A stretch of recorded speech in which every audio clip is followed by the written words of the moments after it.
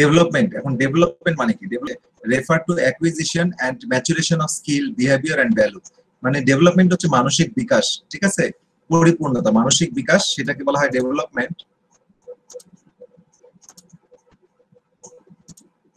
তো এই ডেভেলপমেন্টটা ডিপেন্ড করে আমাদের নার্ভাস সিস্টেমের উপরে, আমাদের ব্রেন এবং স্পাইনাল কর্ড, এই দুটো মিলে নার্ভাস সিস্টেম। এই নার্ভাস সিস্টেম যদি ম্যাচিউরড হয় তাহলে আমার বাচ্চাদের বিকাশ সঠিকভাবে, বিকাশ মানসিক বিকাশটা সঠিকভাবে বেড়ে ওঠে, মানে সঠিকভাবে তৈরি হয়। এই জিনিসটাকে বলা হয় ডেভেলপমেন্ট। তাহলে ডেভেলপমেন্টটা কি? শারীরিক মানসিক বিষয়, আর গ্রোথটা হচ্ছে ফিজিক্যাল বিষয়। এই দুটা পয়েন্ট মনে রাখতে হবে, ঠিক আছে? আচ্ছা, তো মানে মানসিক ভাবে যেই বয়সে যেই সময় যেটা করার কথা সেটা হওয়াটাই বলা হয় ডেভেলপমেন্ট। আমরা যদি মেডিকেল টার্ম ইউজ করি যে বাচ্চা ডেভেলপমেন্ট ঠিক মতো হয় নাই, তাহলে আমরা বুঝবো যে বাচ্চার মানসিক বিকাশ। আর যদি বলি বাচ্চার গ্রোথ ঠিক মতো হয়নি, তাহলে বুঝবো যে বাচ্চার শারীরিক বিকাশ বা বৃদ্ধি, ঠিক আছে? মানে সময়ের সাথে মিলে, অবশ্যই সময়ের সাথে মিলে বলতে হবে। আচ্ছা, একটা পরিপূর্ণ শিশু তখনই বলবো, পূর্ণাঙ্গ সুস্থ শিশু তখনই বলবো যার শারীরিক এবং মানসিক বিকাশ সঠিকভাবে হয়েছে, মানে বয়সের সাথে তাল মিলিয়ে হয়েছে। আচ্ছা, কিছু কিছু ফ্যাক্টর বা কারণ আছে যেগুলা মানে প্রভাব ফেলে, ইনফ্লুয়েন্স করে গ্রোথ এন্ড ডেভেলপমেন্টের উপরে। একটা হচ্ছে জেনেটিক ইনফ্লুয়েন্স, জন্মগতভাবে বা জিনগতভাবে কিছু প্রভাব ফেলে। যেমন বাবা মা যদি লম্বা হয় তাহলে বাচ্চার মানে লম্বা হওয়ার সম্ভাবনা অনেক বেশি, বা বাচ্চা লম্বা হয়। আবার একইভাবে বাবা মা যদি খাটো হয়, বাচ্চাও খাটো হতে পারে। নিউট্রিশনের কারণে বাচ্চার গ্রোথ এবং ডেভেলপমেন্ট দুটোই কম হবে, কারণ সঠিক খাবার না পেলে বাচ্চার শরীরের বৃদ্ধিও হবে না, এবং শারীরিক বৃদ্ধি না হলে কিন্তু বাচ্চার ব্রেন যেহেতু খাবার পাবে না, ব্রেনেও যদি পুষ্টিহীনতার প্রভাব পড়বে, সুতরাং আমার বাচ্চার ডেভেলপমেন্টও হবে না।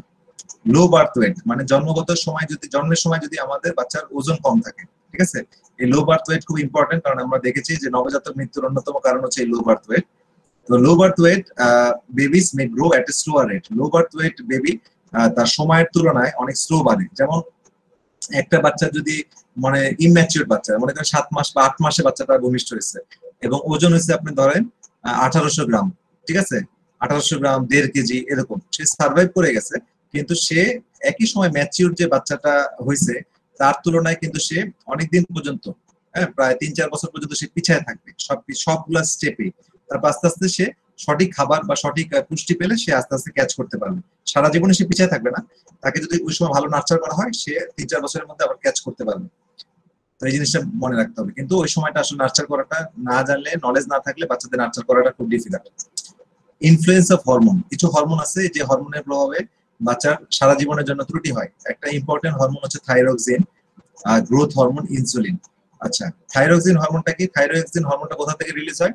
এটা রিলিজ হয় আমার থাইরয়েড হরমোন থেকে, থাইরয়েড গ্ল্যান্ড থেকে। তো থাইরয়েড হরমোনটা প্রত্যেকটা কোষের উপরে কাজ করে, এবং আমরা জানি থাইরয়েডের অভাবে একটা জন্মগত মানে জন্মের সময় যদি থাইরয়েডের হরমোনটা ঠিকমতো রিলিজ না হয়, এটা অনেকগুলো কারণ আছে।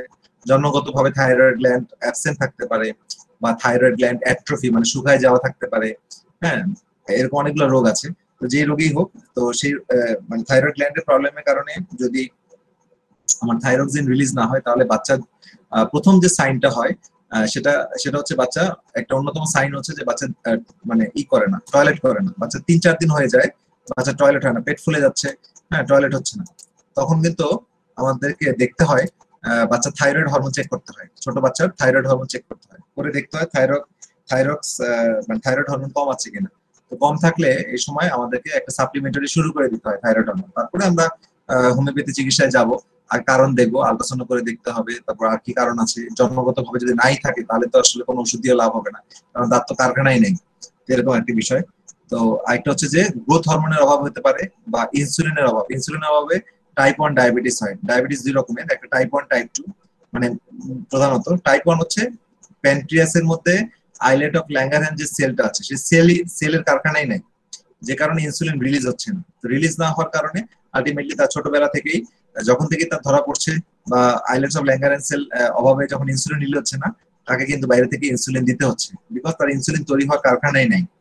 এরকম একটা বিষয়। তো এই ইনসুলিন না থাকলে তার কিন্তু বৃদ্ধি হবে না। ইনসুলিন গ্রোথ হরমোন, হ্যাঁ, মানে শরীর বৃদ্ধি করে। গ্রোথ হরমোন একটা পিটুইটারি গ্ল্যান্ড থেকে রিলিজ হয়, এটা বাচ্চার কোষ বৃদ্ধি, হাইপারট্রফি, হাইপারপ্লেসিয়া এগুলো করতে সাহায্য করে, মানে বাচ্চার বৃদ্ধি, শারীরিক মানসিক বিকাশ জন্য খুব রেসপন্সিবল। থাইরক্সিন, থাইরয়েড হরমোন, এটা শারীরিক মানসিক বিকাশের জন্য দরকার।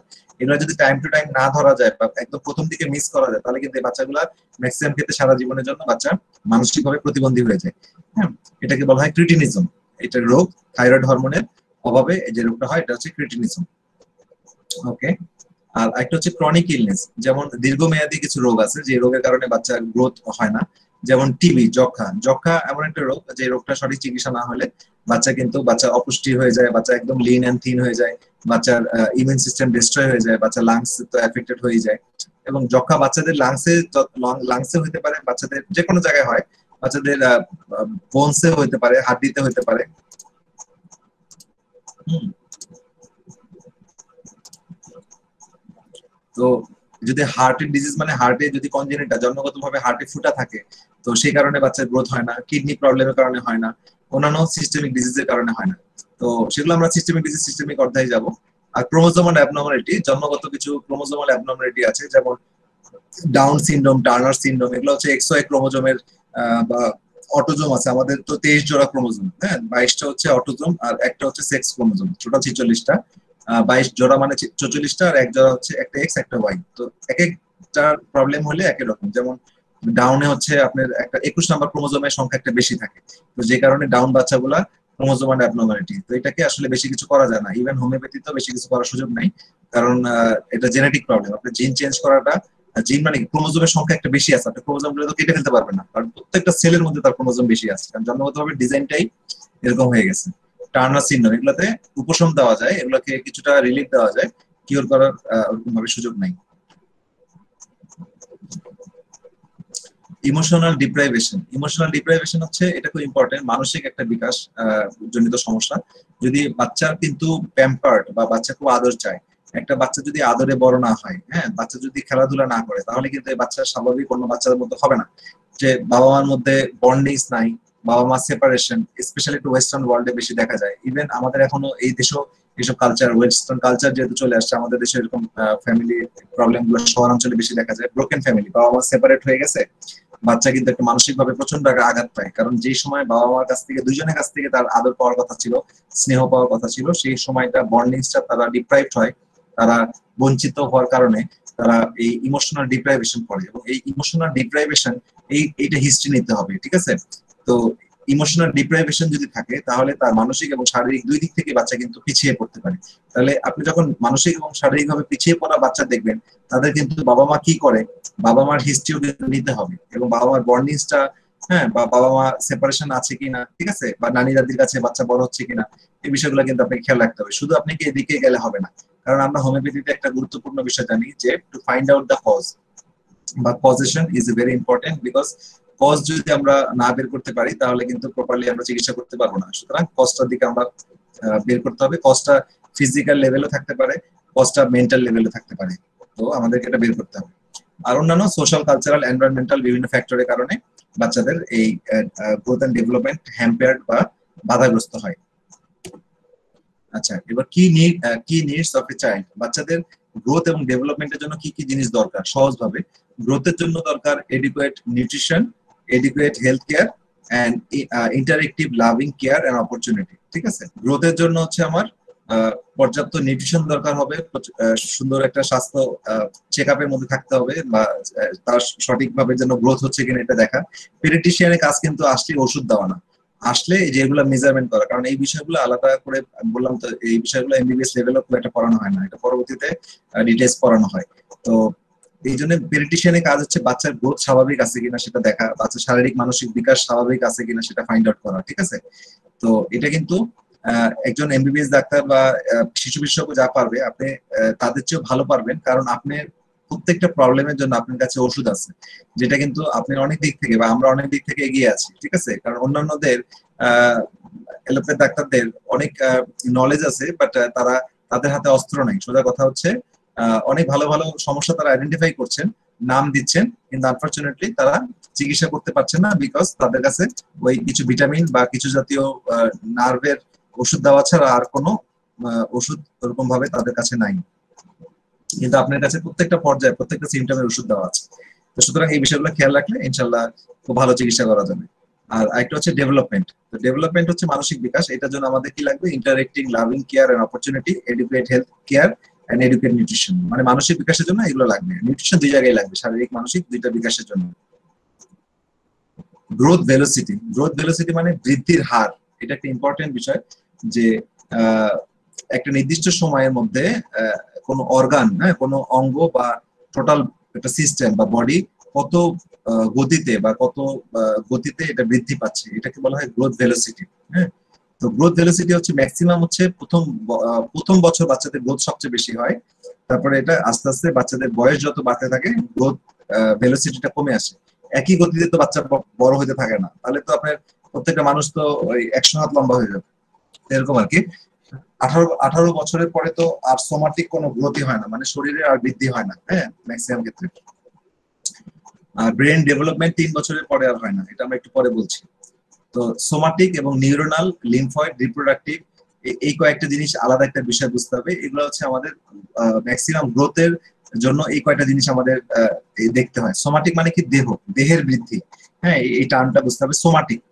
আর নিউরোনাল মানে হচ্ছে ব্রেন, ব্রেন রিলেটেড যে বিকাশ বৃদ্ধি, এটা হচ্ছে নিউরোনাল। আর এটা হচ্ছে আমার লিম্ফয়েড, লিম্ফয়েড মানে লিম্ফয়েড অর্গান। লিম্ফয়েড অর্গান কি আছে? লিম্ফয়েড অর্গান আপনারা ফিজিওলজিতে দেখছেন যে লিম্ফয়েড অর্গান কি। লিম্ফয়েড অর্গান হচ্ছে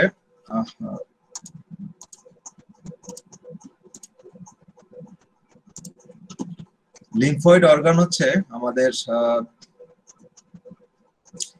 এই যে আমার থাইরয়েড গ্ল্যান্ড, এখানে একটা লিম্ফয়েড টিস্যু আছে, তারপর এখানে থাইমাস আছে, মেজর লিম্ফয়েড অর্গান, টনসিল, ঠিক আছে, ভিতরে এডিনয়েড, হ্যাঁ, এখানে ছোট ছোট আমার সার্ভাইকাল লিম্ফ নোড আছে, এক্সিলারি লিম্ফ নোড আছে, এই লিম্ফ নোড গুলা, তারপর ভিতরে আমার লিভার, স্প্লিন, এগুলো লিম্ফয়েড অর্গান, হ্যাঁ, মানে এগুলা হচ্ছে আমার ইমিউন সিস্টেমের একটা অন্যতম অংশ, এখানে একটা অন্যতম ভূমিকা পালন করে। তো এইসব গ্রোথ, এইসব অর্গান গুলার বৃদ্ধি কিরকম হচ্ছে সেটা একটা ইম্পর্টেন্ট বিষয়। আর রিপ্রোডাক্টিভ মানে প্রজনন তন্ত্রের বৃদ্ধি, ঠিক আছে, এগুলো হচ্ছে বয়সের সাথে সাথে আমাদের বাচ্চাদের পরিবর্তন হয়। তো এখন আমরা দেখি ম্যাক্সিমাম অ্যাটেনমেন্ট মানে সর্বোচ্চ পর্যায়ে যায় কোন অংশের কত বছর সময়। যেমন ব্রেন, ব্রেন কিন্তু আপনার সবচেয়ে জেনে আশ্চর্য হবেন, ব্রেন কিন্তু 3 বছরের মধ্যে সবচেয়ে বেশি গ্রোথ করে, এবং 3 বছরের পরে ব্রেনে নিউরনের সংখ্যা কিন্তু আর মানে নিউরন কিন্তু আর হয় না, নিউরনের সংখ্যা কিন্তু বাড়ে না। নিউরনের সংখ্যা মানে জন্মের পরে যে নিউরনের সংখ্যা আস্তে আস্তে কিছু সংখ্যা এবং সিনাপসিস বাড়ে। সিনাপসিস মানে কি? দুইটা নিউরনের যোগাযোগ করলে এটাকে সিনাপসিস বলে, হ্যাঁ, আন্তঃযোগাযোগ। তো এটা সর্বোচ্চ পর্যায়ে যায় 3 বছর, এবং পরবর্তীতে ব্রেন ম্যাচিউরড হয়, সিনাপসিসের সংখ্যা বাড়ে, এটা আমরা দেখবো।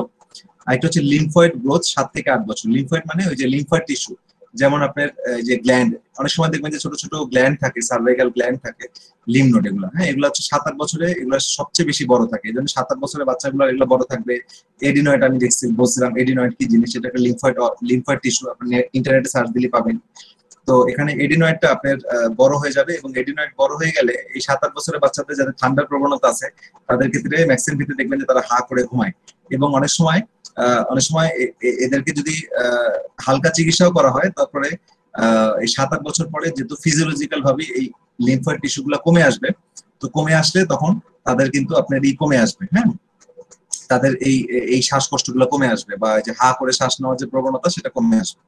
আর একটা হচ্ছে রিপ্রোডাক্টিভ গ্রোথ হয়, এটা হচ্ছে আমার মেলের ক্ষেত্রে টেস্টিস বৃদ্ধি পায়, এবং ফিমেলের ক্ষেত্রে আমার ওভারি বৃদ্ধি পায়। ওভারি তো বাইরে থেকে দেখা যায় না, সেকেন্ডারি ক্যারেক্টারিস্টিক, যেমন ব্রেস্ট ডেভেলপমেন্ট, হ্যাঁ, তারপর আপনার ইউটেরাস মানে এক্সটার্নাল জেনিটাল পার্ট, এগুলা বয়সের সাথে বৃদ্ধিটা এটা দেখতে হয়।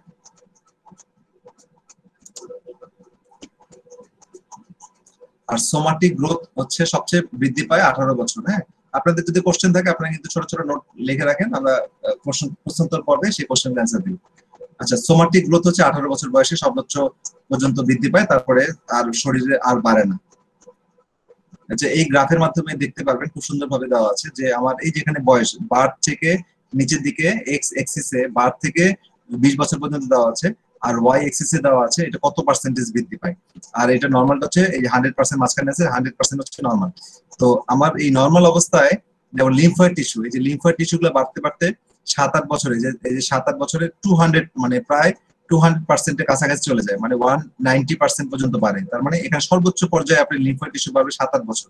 সুতরাং 7-8 বছরের বাচ্চাদের কিন্তু অ্যালার্জি প্রবণতা বেশি হবে, আপনার এই এডিনয়েডের প্রবলেম বেশি হবে, টনসিল বড় হবে। এই সময়টা যদি আপনি সঠিক ওষুধ দিয়ে পার করে দিতে পারেন, পরে দেখা যাবে যে বডি এমনি আস্তে আস্তে কমে আসবে, এটা তার ন্যাচারাল প্রসেসে কমে আসবে। ঠিক আছে? ব্রেইন এন্ড হেড, হ্যাঁ, ব্রেইন এন্ড হেড দেখবেন যে জন্মের পর থেকে এই 3 বছর, এই 10 বছরের মধ্যে এসে ব্রেইন যেটা হয়, ব্রেনের সাইজ সেটাই কিন্তু পারসিস্ট করে যায়, এটা একদম নরমাল, এরপরে আর বাড়ে না। তারপরে হচ্ছে আমার এই যে জেনারেল সোমাটিক মানে দেহ বৃদ্ধি একটা সময় পর্যন্ত বাড়তে থাকে, 7-8 বছর পর্যন্ত বাড়ে, পরে স্ট্যাটিক থাকে, তারপর আবার বাড়ে, বেড়ে 18 বছর পর্যন্ত যে তারপরে আর বাড়ে না। এই 18 বছরে যে বৃদ্ধিটা হয় সেটি সারা জীবন ক্যারি করে। তারপরে হচ্ছে বার্থ থেকে রিপ্রোডাক্টিভ মানে সেক্সুয়াল বিষয়গুলা, তার টেস্টিস এবং ওভারি বাড়তে বাড়তে 14 বছর, এই 12-14-11 বছর থেকে শুরু হয়, ফিমেলের মেনার্কি শুরু হয়ে যায়, মাসিক শুরু হয়ে যায়। আর মেলের ক্ষেত্রে মানে স্পার্ম তৈরি হওয়া শুরু করে। তারপরে আস্তে আস্তে বাড়তে বাড়তে বাড়তে 18 বছরে যে তারপর থেকে সেটা পারসিস্ট করতে থাকে।